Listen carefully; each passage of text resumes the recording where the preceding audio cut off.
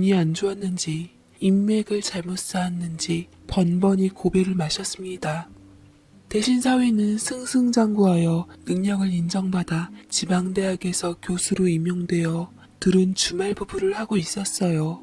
우리 딸이 교수가 못된 게 아쉽긴 했지만 그래도 사위라도 뜻을 이루었으니 그걸로나마 대신 위안을 받기도 했습니다만 사돈어른들은 그게 모두 자기 아들의 능력으로 이룬 것 마냥 어깨에 힘을 주고 다녔죠.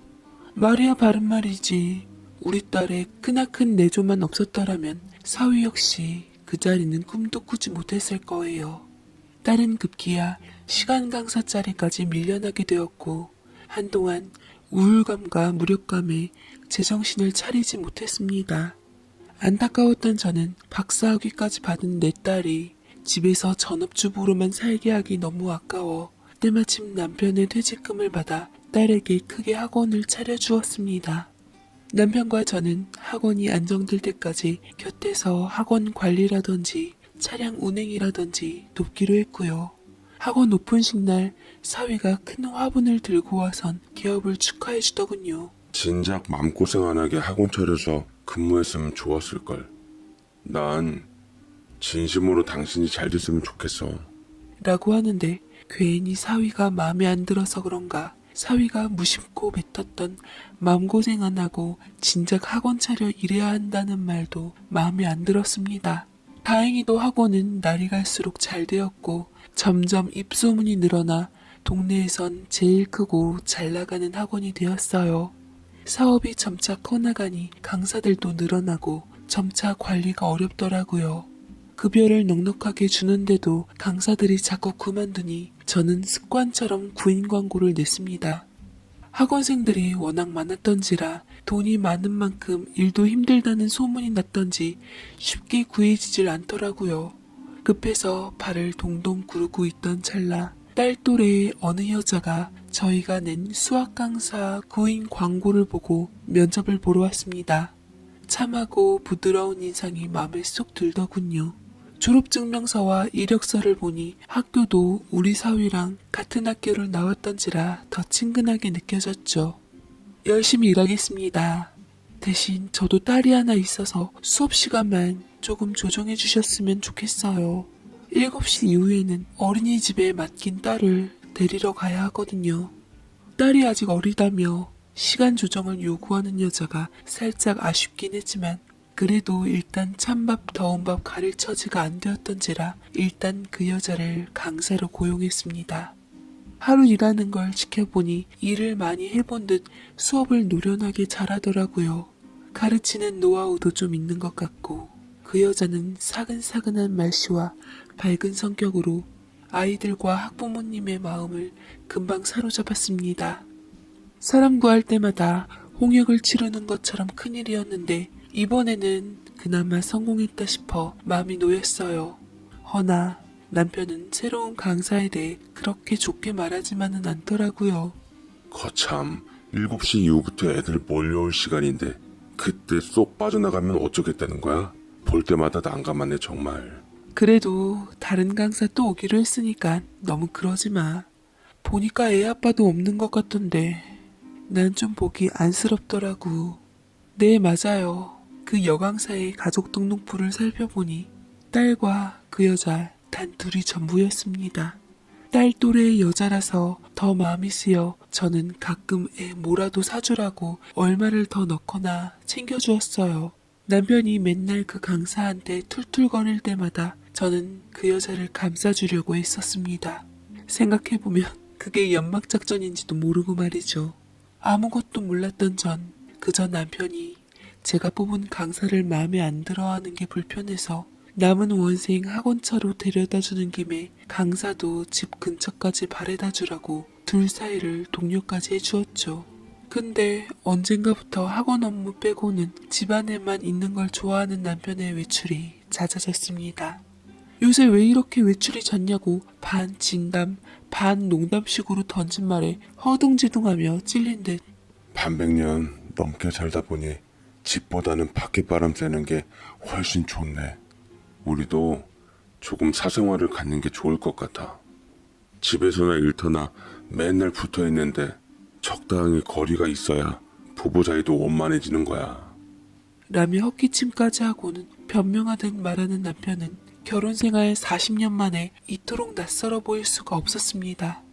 여자의 묘한 육감으로 자꾸만 걸렸지만 현실을 외면하고픈 밤에 그저 남편을 믿고자 했던 게 실수였네요. 그런데 하루는 딸이 심각한 얼굴로 제게 생각지도 못한 말을 하는 것이었습니다. 엄마, 그거 알고 있어? 학부모들 사이에서 이상한 소문이 나돌고 있는 것 같아. 내 입으로 얘기하기도 민망한데. 알고 보니 새로운 강사와 아빠가 부적절한 관계라는 소문이 난 것 같아. 처음에는 숨길 거였는데 그래도 엄마가 알아야 할 것 같아서. 저는 처음에 그게 무슨 말도 안 되는 소린가 싶었네요. 남편은 저와 60대로 동갑이고 지금 강사는 딸 또래의 30대에 불과한데 뭐가 아쉬워서 나이 든 남자와 그러겠냐 싶었어요. 자꾸만 불안한 예감이 들긴 했지만 제 남편만큼은 절대 그럴 사람은 아니라 믿으려 했죠. 허나 그럼에도 불구하고 자꾸만 학원에서는 남사스런 소문이 나돌았고 참다 못한 저는 소문의 근원지를 찾아가 보기로 했습니다. 역시나 유난히 낱말하기 좋아했던 학부모에게 그런 되도 않는 말이 나왔던 거였고 저는 아예 유언비어를 뿌리 뽑을 생각으로 근거 없는 소문을 퍼뜨리지 말라고 명예훼손으로 고소하느니 마느니해서 난리를 피웠습니다. 당사자는 도리어 기가 막히고 억울한 듯 휴대폰을 꺼내 버젓이 증거 사진이랍시고 눈앞에 내밀더군요. 근데 저는 일순간 제가 벌였던 모든 일들을 정지할 수밖에 없었네요. 그건 바로 합성사진 같았던, 합성사진이길 바랬던 남편과 그 강사에 어울리지 않는 사진이었습니다. 게다가 장소도 저희 학원이었어요. 나와 딸의 일터에서 감히 상상조차 할 수 없었던 그런 짓을 벌인 거였죠. 학원 건물 같은 층의 카페를 갔다가 학원에 불이 켜진 것을 봤어요. 휴일인데 혹시나 보강 수업 하나 들어갔다가 글쎄 차량 운전기사분과 그 강사가 묘한 사이로 붙어있더라고요. 내 참 기가 막혀서 정말. 도덕성이 이렇게 빵꾸가 나서야 어떻게 애들을 지도하겠어요? 당장 이번 달 저희의 학원비나 환불해주세요.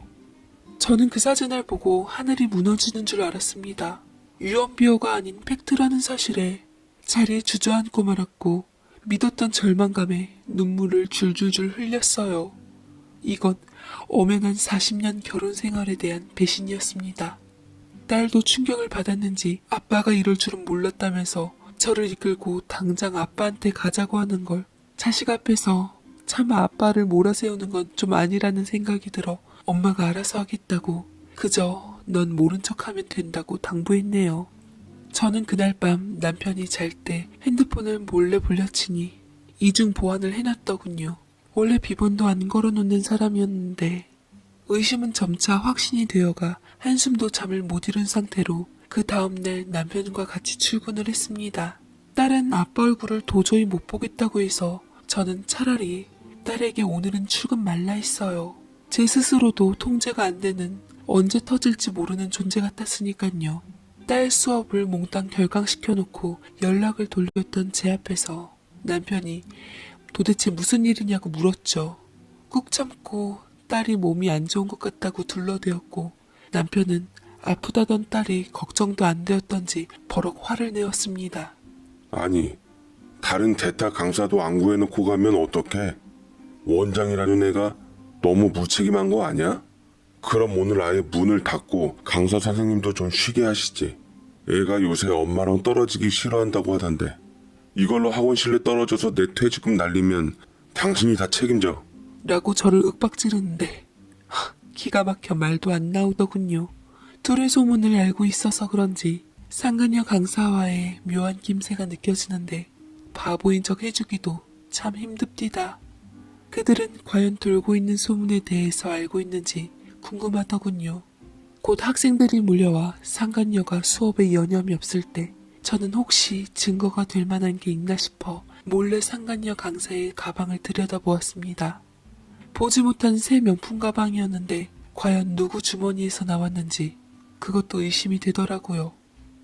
그런데 저는 가방 속에서 놀라운 것을 보게 되었어요. 정말 최적이면서 최악의 증거였죠. 가방 안 작은 지퍼백에 쌓여있던 그것은 2줄 임신임을 선명히 알렸습니다. 애아빠도 없는 여자가 대체 누구의 아이를 가졌던 걸까? 눈이 뒤집혀 인내심의 한계가 다다랐던 저는 학원생이고 나발이고 당장 그 두 연놈을 제 앞에 세워다가 테스트기와 빼박 증거사진을 들이밀었습니다. 니들이 사람이야? 이거 대체 다 뭐야? 니들 대체 무슨 사이인데 내 학원에서 이러고 있는 건데? 니들 둘 다 딸 있는 애미애비면서 자식 보기 부끄럽지도 않아? 어쩜 이런 짓을 저지를 수 있는 거냐고. 이성을 잃었던 제가 증거까지 들이밀면서 악을 바락바락 쓰고 상황을 몰자 둘 다 처음에는 오해라고 우기다가 결국은 실토하더군요. 그치만 남편도 상간녀의 임신 소식까지는 몰랐나 봅니다. 테스트기를 보며 굳은 결심을 하는 듯하다 상간녀를 제 뒤에 감추대요. 나 이 여자 사랑해. 당신이 보다시피 이 여자 내 아이 임신했고 내가 책임지고 싶어. 그동안 당신과 쳇바퀴 도는 것 같은 지루한 인생 사는 것도 너무 힘들었어. 40년 동안 살아줬으니까 남은 인생은 내 심장을 뛰게 하는 여자랑 살고 싶다. 당신에겐 정말 미안해. 동정하듯 40년 동안 사라졌다던 남편에게 전 기어코 악다구니를 쓰며 상간녀 머리채를 잡으려 온몸으로 달려들었지만 남편이 힘으로 절 제압하고 확 밀쳐버려 저는 소파 모서리에 머리를 부딪히게 되었습니다. 제가 다친 걸 보면서도 남편은 아랑곳 않고 상간녀를 보호하며 주위 시선을 의식한 듯 빠져나가더군요. 저는 그 자리에서 배신감에 모욕감에 하염없이 울었습니다. 힘이 빠져 도저히 움직일 수가 없어 끝내는 딸한테 전화를 걸고야 말았고 제 상태를 얘기하며 데리러 오라고 했네요. 마침 어떻게 사위랑 같이 있었는지 딸과 사위는 학원에 와서 저를 살폈고 사위에게는 도저히 보이고 싶지 않는 모습을 보이게 됐습니다. 아직도 얼굴을 일그러뜨렸던 사위의 표정이 눈에 아른거립니다. 딸이 기진맥진한 절 병원에 데려가겠다며 챙기고 있는 사이 미처 바닥에 널브러져 치우지 못했던 핸드폰에서 남편과 상간녀의 빼박 증거 사진을 본 사위의 동공이 유난히 흔들렸습니다. 심지어 방금 전까지 길 건너 불구경이던 사위의 목소리가 떨리기까지 하더라고요. 이 여자가 장인이랑 뭘 어쨌다고요? 설마 진짜 장인어른께서 이 여자랑 바람을 폈다는 말씀이세요? 얼굴을 들 수 없을 정도로 부끄러웠던 저는 신경 쓰지 말라며 차갑게 사위에게 휴대폰을 내어달라 했고 그 녀석은 저를 처량하게 보며 순순히 건네주었습니다. 저는 딸과 함께 병원으로 가서 몸을 의지했지만 시간이 지나도 마음이 안정되기는커녕 그 여자 생각만 나면 울컥 감정이 올라왔어요. 딸의 부축을 받으며 텅 빈 집안으로 돌아왔고 그날 밤 딸과 함께 잠 한숨 못 자고 또 밤을 지새웠습니다. 참 그렇더라고요. 믿었던 사람에 대해서 발등 찍히니 아무리 술을 마셔도 취하지 않았고 아무리 잠들려 해도 정신이 멀쩡했습니다. 충격이 너무 심하니 살아있어도 살아있는 게 아니더라고요. 제가 하도 괴로워 보였던 게 마음이 안 좋았는지 딸도 속에 있는 얘기를 진솔하게 꺼냈습니다. 사실은 엄마 걱정할까봐 얘기 안 했는데 정서방도 얼마 전까지 여자가 있었던 것 같아. 내가 알기 전에 빨리 정리한 흔적만 남아 증거가 없어서 얘기조차 못 해봤지만 여자 육감 그거 무시 못하잖아. 웃긴 거는 난 배신감보다는 이혼할 구실을 놓친 게 아쉽긴 하더라고. 자기 커리어에 흠집 날까봐 내가 바람펴도 이혼은 안 해줄 사람이니까. 딸 처지나 내 처지나 비슷한 게 둘 다 남자 때문에 송두리째 인생을 말아먹은 건 매한가지였습니다. 이로 인해서 딸이 얼마나 그동안 사위 때문에 마음고생하며 힘들게 살았는지 뼈저리게 알게 됐고 딴에는 교수 사위 만들어 놓은 게 아까워 그저 참고 어떻게든 살라고 밀어붙였던 것이 얼마나 미안했는지 모릅니다. 다행히 자식도 없으니 갈라서는데도 큰 문제가 없었고 급한 대로 남편 일을 먼저 해결을 본 후 사위의 일에 대해 손을 써보기로 했어요. 저희 모녀는 서로의 아픈 마음을 달래주며 부둥켜 안고 한참이나 울었지요. 이렇게 당하고만 있을 수 없겠다 싶어 딸과 함께 본격적으로 반격에 나서기로 했습니다.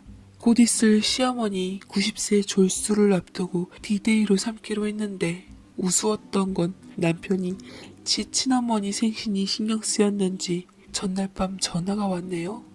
부모님께는 자기가 나중에 잘 말씀드릴 테니 일단 어머니 충격받지 않게 숨겨달라 하는데 뻔뻔한 것도 정도가 있지 어찌나 낯짝이 두껍던지요. 더 이상 들을 가치도 없었던지라 끊어버리고 단단히 준비를 했습니다. 시어머니 졸수였던 디데이 날 남편만 빼고 남편 식구들까지 다 모였더군요. 90세인데도 불구하고 여전히 정정하신 정신으로 애비 왜 안 오냐는 시어머님 말에 대꾸조차 하질 않았습니다. 생신 축하드린다고 출장 뷔페로 한상 크게 차린 뒤 용돈이며 선물이며 시어머니께 해드리는데 저는 시댁 식구들 앞에 직접 재산 분할 등기서류와 이혼소장, 저번에 남편이 절 밀었던 폭행 고소장까지 선물로 쥐어드렸네요.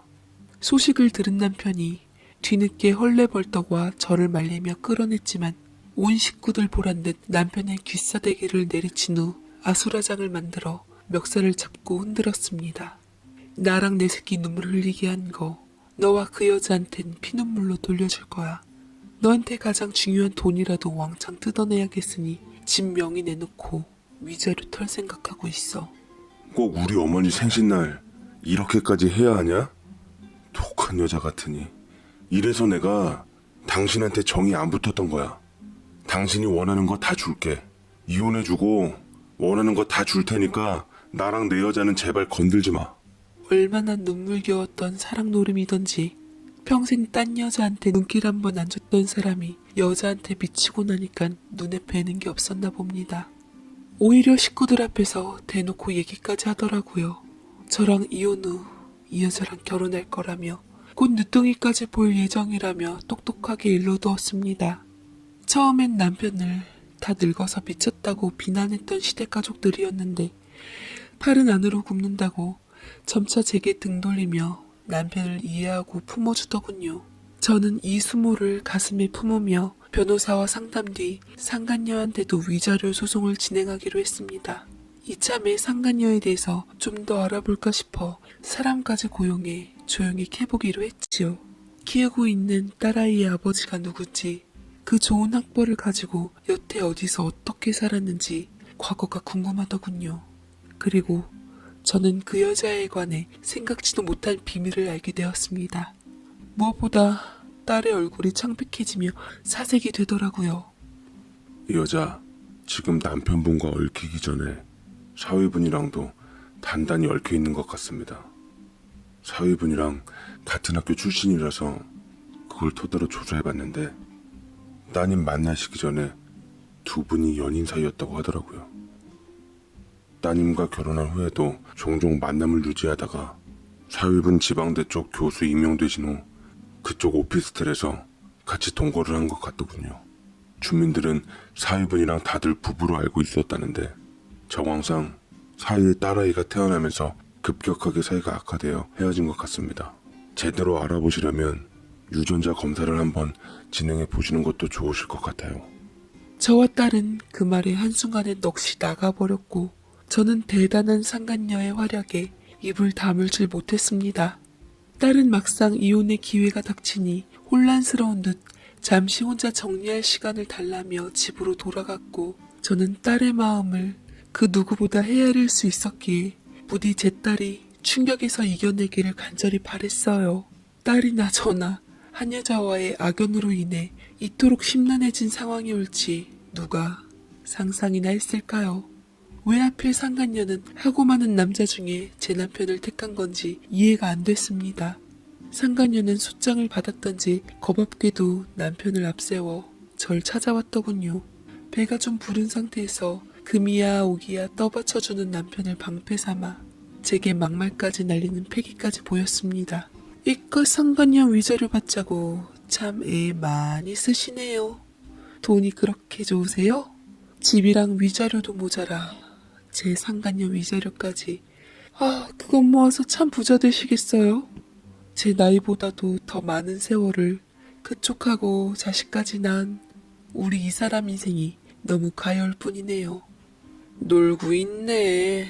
너 이제 손가락 뺄 준비나 하고 있어. 앞으로 털릴 게 많은데 주둥아리 놀리게 겁 안 나니?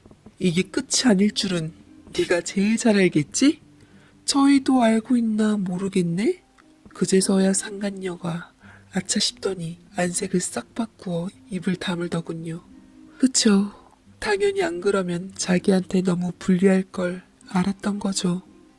상황 돌아가는 걸 보니 제 입으로 꺼낼 카드가 아니라는 것을 깨달은 저는 시간이 좀 걸리더라도 남편이 나중에 뒤통수 맞을 상황을 그 재미를 기대하기로 했습니다.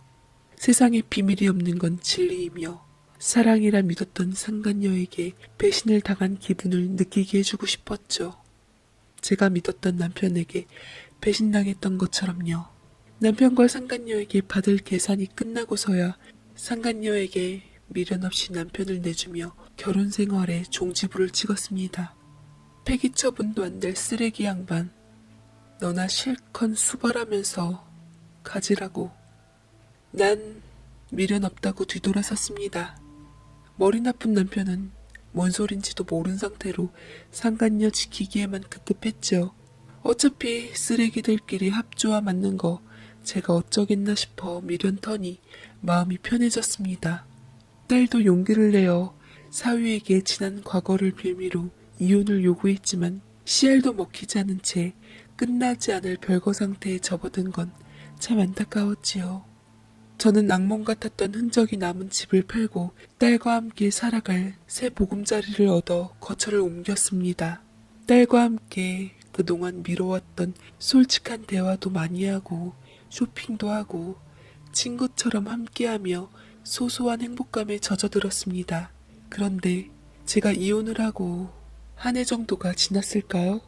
전 남편이 어떻게 저희 이사간지를 알아내서는 저희 집 문을 부실세라 두드리더니 느닷없이 사위를 찾더라고요. 술에 잔뜩 취한 채 이성을 잃은 듯 보여 저는 덜컥 겁이 난 나머지 경찰을 불렀습니다.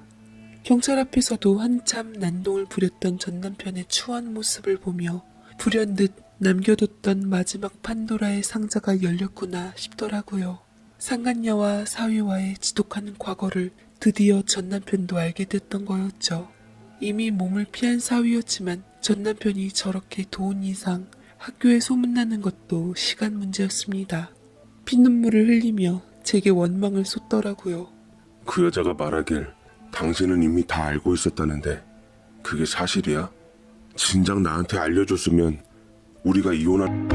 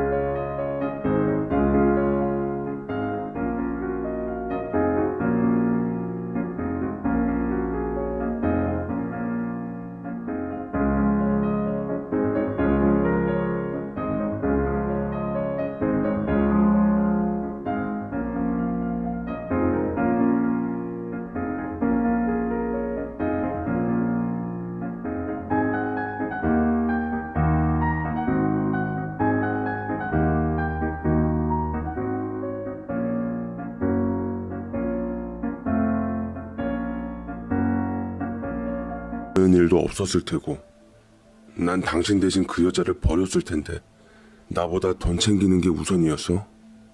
40년 동안 결혼 생활한 정이 있지. 어떻게 나한테 그 중요한 진실을 감출 수가 있냐고.